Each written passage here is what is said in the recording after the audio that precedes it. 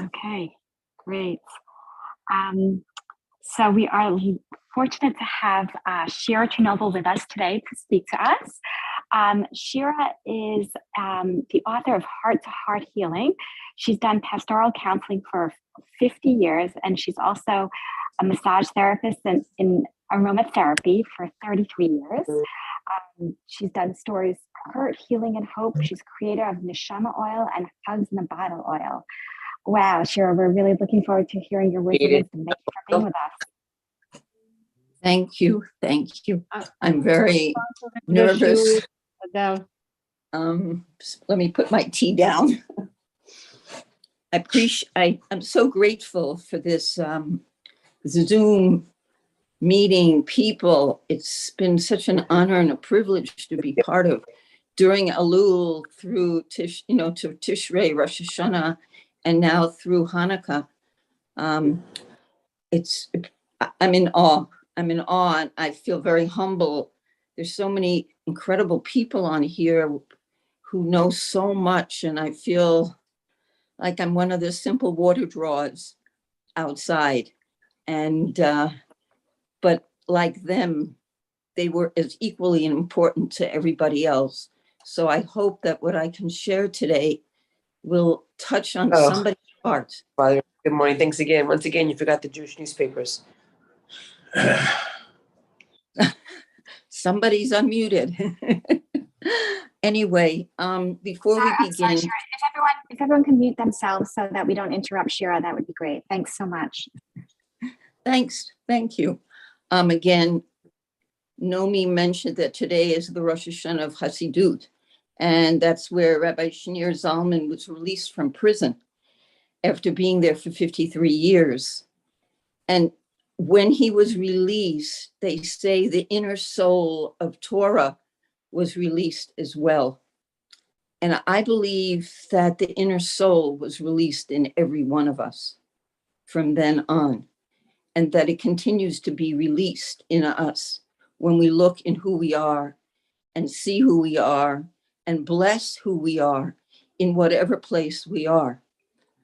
So what I'd like to do for a moment is I'd like you to just close your eyes for a moment and just be conscious of yourself and what an incredible, powerful woman you are. And think of how you've lived your life and the things that you've done in it. And we're not perfect human beings, that we know. So whatever we do is either teaching or helping or healing. Then I'd like you to open your eyes and look at your hands and just notice how your hands look, what color they are, what shape they are. Look at the lines in your hands. Look what you've done with your hands over the many years you've been alive. What you've touched, what you helped grow, what you comforted, what you pushed away. These hands, what we've been given by Hashem, are very holy. And I feel that as a massage therapist, that when I'm given the privilege and the honor of working on someone, I'm given the honor to touch their body, which is a holy temple in itself. And I have that privilege and honor and gratitude that somebody trusts me to be able to let me do that. I've been, like I said, like that was said, I've been a pastoral counselor, which is what it was called in the States many years, for 50 years. Now it's called spiritual caregiving. When I was trained, there weren't any Jewish chaplains. The only Jewish people were rabbis. And so I was trained by the nuns, the Catholic nuns. And at that point in my life, Judaism was not really part of my life. And they were the ones to encourage me to look at where I come from. And they said, you cannot be a spiritual caregiver if you don't have your own spiritual beliefs, ideas understood within yourself. And for me, that was very difficult. My parents are Holocaust survivors. No family really survived from that, particularly in my father's side. And it was never talked about. And God to me was very punishing. How could that happen? How could he let that happen?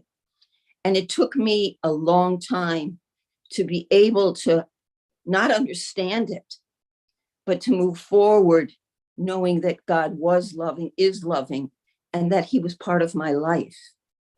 And so from that place of coming back to being Jewish, my whole life started to open up. And it was a slow process because I wasn't interested in rushing to anything. I really wanted to understand how I could have a loving God in my life after what I lived with. And so that was the beginning of my spiritual care. Within that training, I worked in a hospital, and I worked on all units of a hospital, and particularly on the oncology unit and hospice. And that was also another journey into understanding what I could do. At that point, I wasn't a massage therapist, but I learned with Dr. Elizabeth Kubler-Ross and another person named Dr. Greg Firth, who did spontaneous interpretation of art.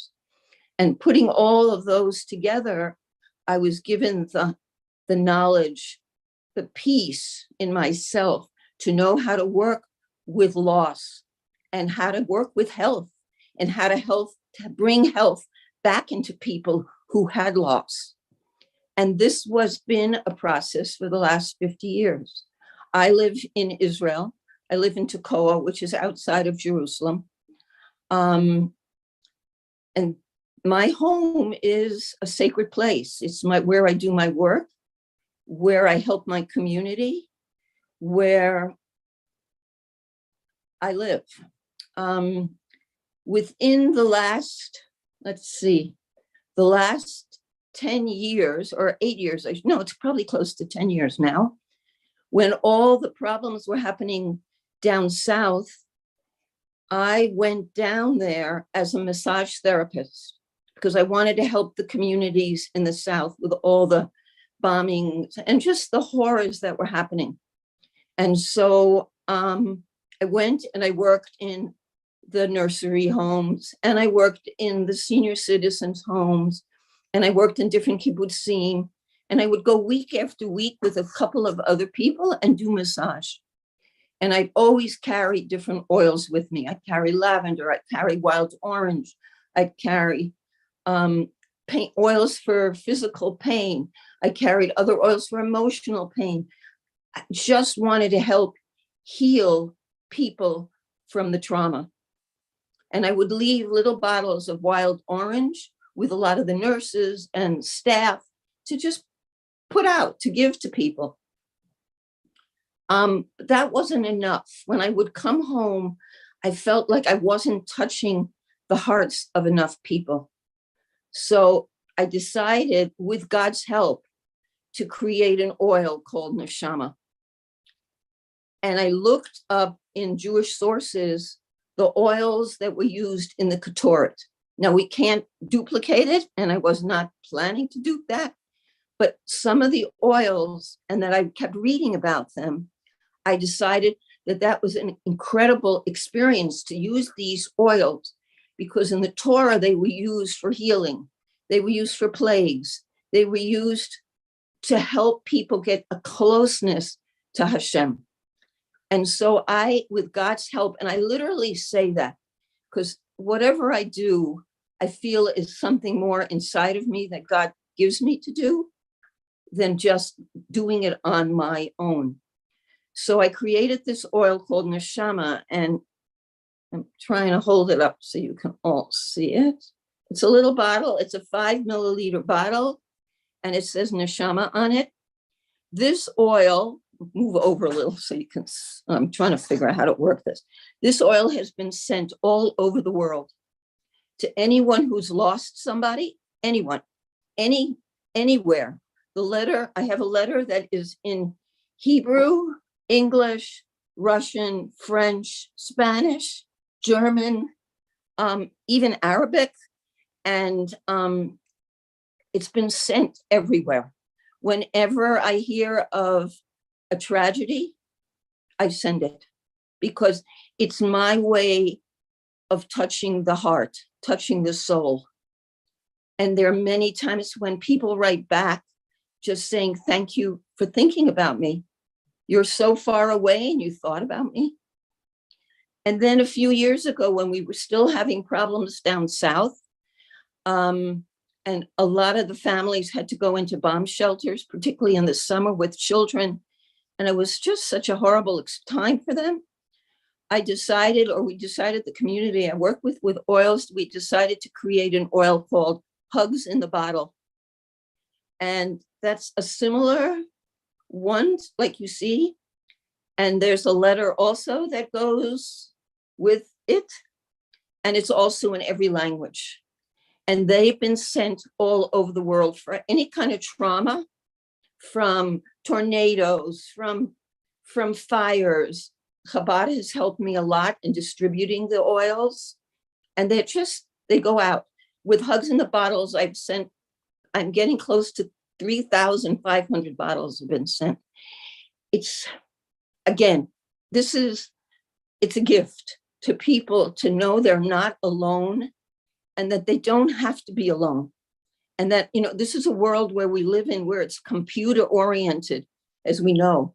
And touch is such an important part of healing in every level. And so to have women receive a gift or families to receive a gift that you smell, that is so amazing. The Hugs in the Bottle have cedarwood in it, lavender and wild orange. And each one of those created different kind of healing. Cedarwood is what the Beit HaMikdash was built. It's what gives you strength. The wild orange is for abundance and opening yourself up to joy. And lavender is for calming. And the neshama oil has lavender in it, and it has myrrh, and it has frankincense, and cassia, and cypress, and cedarwood, and cinnamon, and wild orange, and spikenard. So it has an assortment of oils that create a healing. It just works. I have to say that when my husband died, he died 2.5 years ago from cancer. And I used the oils. I've constantly used the oils, but the neshama oil I used when my husband was sick and after he died. And the feeling that it gave me was it took me beyond where I was right now. I didn't have to stay in the pain. I was able to have conversation with God, or at least feeling like he was holding my hand as I was walking through all this. And it's just, it's gifts. This is what Hashem put inside of me. And this is what I've done. I wrote a book and it's called Heart to Heart Healing. And again, I am not a writer, but I was being pushed by Hashem to do this. I was pushed. I kept wanting to say, no, I can't write. I don't know how to do it. And I just kept hearing this message, do it. So I started it on my phone because I didn't even know how to put it on a computer. I don't even have a computer. I have an iPad. And I just wrote. And I brought in stories of people that I've worked with over the many years that I've been around, of their personal experience with their problems, their tragedies, whatever it was that was going on in their life, and how we were able to work together, and how Hashem joined us as one. Like the souls, again, touched one another. And is in my book. And it came about because I grew up in a world of silence. My parents didn't talk about the war. They didn't talk about what it was like. They never mentioned it. My grandfather and grandmother's picture for my father was sitting on his dresser, and he never talked about them ever. And I'd walk there every day and look at them every single day. wanting to know their story.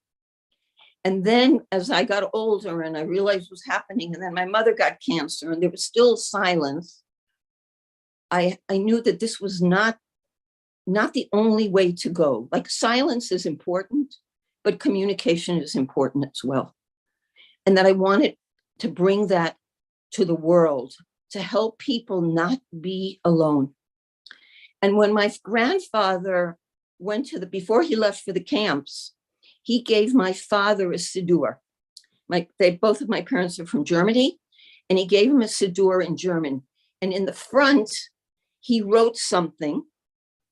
And I never received this siddur until my father died. I didn't even know it was around. And I found in the front page was something written to my father in German. And so I live in a community where I have my best friend who's 98 years old, a survivor also of the war, German. Her and her husband translated it for me. And it comes from Psalm 91. And this is the lines that he used.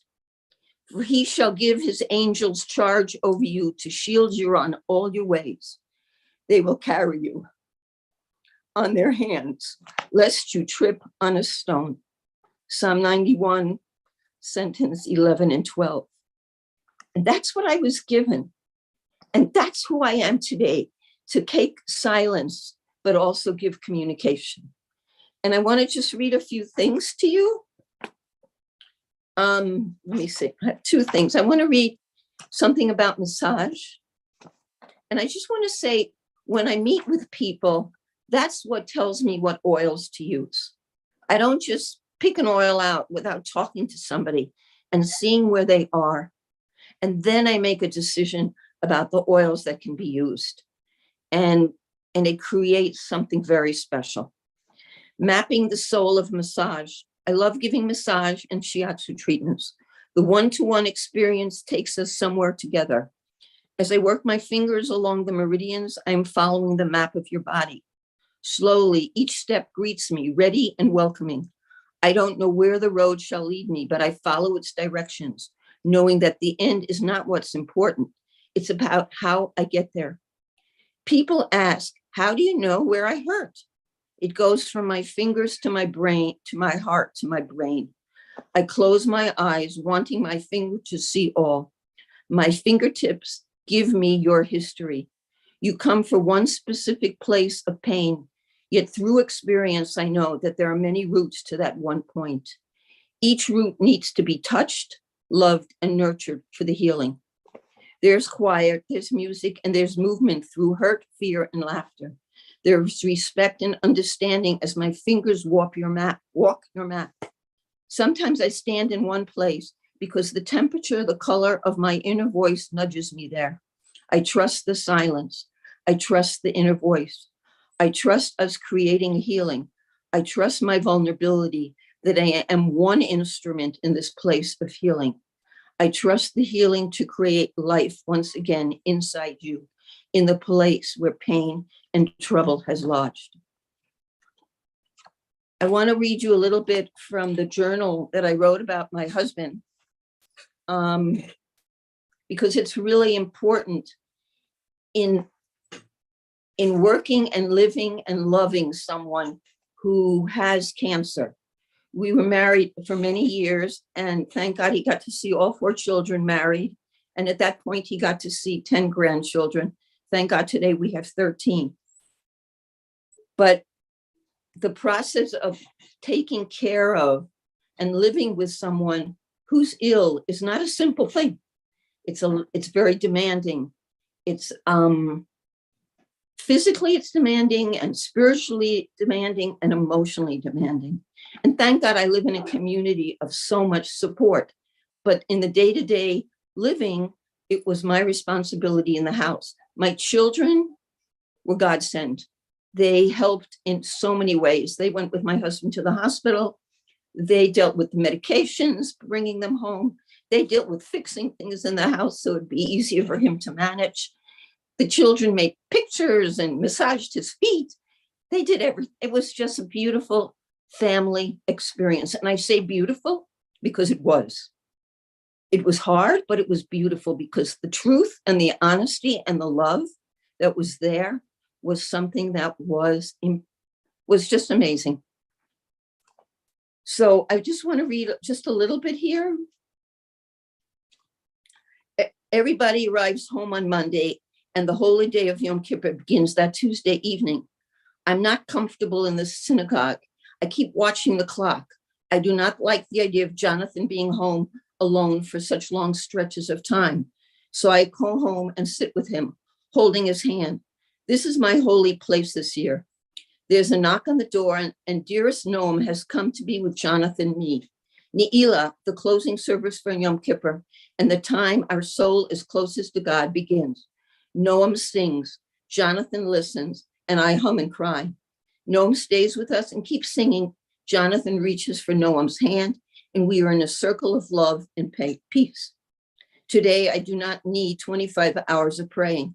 That 1 hour filled me with so much strength, dignity, and peace. And oh yes, that morning, Svi, my son-in-law, named their baby in the synagogue, Hallel Tzipporah. Hallel for praise, and Tzipporah, Svi's grandmother, whom he adored. My daughter has a daughter. My baby has a baby. My emotions run rampart. I continue to use frankincense, copaiba, and balance oils on myself, plus yoga and walking. I use on my husband massaging his feet, things that smell good to him. I have a diffuser that I kept running with different oils, lavender and wild orange. Anything that made comfort in the home was used. And I'm so grateful that oils are a way of healing and helping another human being to give over a smell that smells healthy, that smells beautiful, is something that we don't always allow ourselves to have. And with sick people, smell is something that happens. It just does. And so to give the place a feeling of comfort, that's what we could do. And this went on for a year and a half. And the one part I'd like to share with you, let me see if I can find it. There's a part when it's coming closer to the end, and I felt like I was in the temple. I literally felt, and I'm a daughter of Kohen, so I take that with seriousness, but I felt like I was in the temple, in the holy temple, and I was doing the Kohanim services, the cleaning and the washing, and I literally was doing that in my home. But then it was all full of prayer. It was full of love. It was moving to another dimension. And I was so grateful that I was able to do that and be able to give that to my husband. And I have to say, his death, it was a beautiful experience. What I have to say too, and the funeral was, and the Shiva, it was special. Everything was shared. There was no secrets in my house. All the kids were involved in every decision making that we had to do. They were part of everything. Like I said, the last day before he died, my grandchildren, some of them, the older ones, came over. They were singing to their grandfather, and they made him a sign to put on his door, and they were massaging his feet. And it was like this beautiful experience. And that's the beauty, I feel, of sharing who we are, not being afraid of what goes on inside of ourselves, and finding the support of people who know how to listen and know how to live, to help. And that's what I do in what I do with my massage, with aromatherapy, with my spiritual caregiving, with my book. Whatever I can do to make people's lives more comfortable, I try and do. And I have to tell you, like I said in the beginning, my best friend is a 98-year-old woman who's a survivor of Kindertransport. She has 18 great-grandchildren and incredible grandchildren, incredible daughters, 2 daughters. My privilege and honor is to to visit, be with her every single day and listen to her life and seeing what she created and who she is today. And, you know, we learn from one another. I massage her legs every single day. You know, we learn from each other. And that's what Hashem has put into my life. And I think for me, that moment that we touch one another in any way, like what we're doing here today, what we do here every day, we're touching each other's soul. And Hashem is right in the middle of that. So thank you for letting me share. Shira, that was beautiful. Oh my gosh, you're on such a level. We should all be able to experience what you experience and see things like as you do and feel things as you do. Do you have any time for some questions? Sure. Okay, great. Shira. Does anyone have any questions for Shira? I do. I have a Just quick question. I think Shira, someone was asking. My quick question is, Pastoralema of Chaya Rachel Bat Shulamet. Can you answer, Oh please? gosh. I have a quick question for Judith, Shira. I'm sorry. So sorry. Judith, do you want to just say that again? Because I messed up. This Judith sponsored the shir today that Shira just gave for Shalema for, is it Chaya Rachel? Sorry. Chaya Rachel Bat Shulamet. She's one of the members of our group. She calls in every morning and she's very, very sick. I sponsored the shir Shalema of, for Chaya Rachel Bat Shulamet. So we should all keep her in mind for a refuah shalema. Thank you. Thank you, Judith. I'm sorry, go ahead with your question. I just wanted to know how we could buy the oils. Through me, I'm on WhatsApp, and I think Nomi has my phone number, so that's what you can get from her. Okay. Perfect. Thank How's you. that sound? I mean, You know I can what, give you my phone number. Are you in Israel or in the States? I'm in the States. Okay, so you want my number? Sure. I'm going to put it on the chat. Please Oh, say it okay. right now. Go ahead. Okay, so it's plus 972 507 938 421.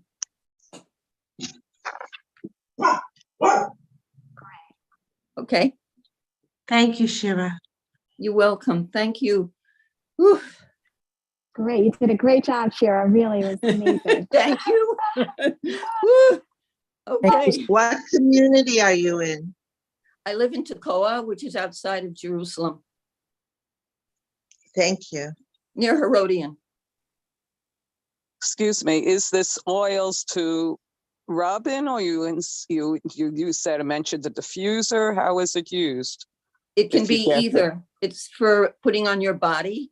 Both of the oils you put on your heart, or you can put on your hands and breathe it in, or you can drop a few of the oil drops in the diffuser.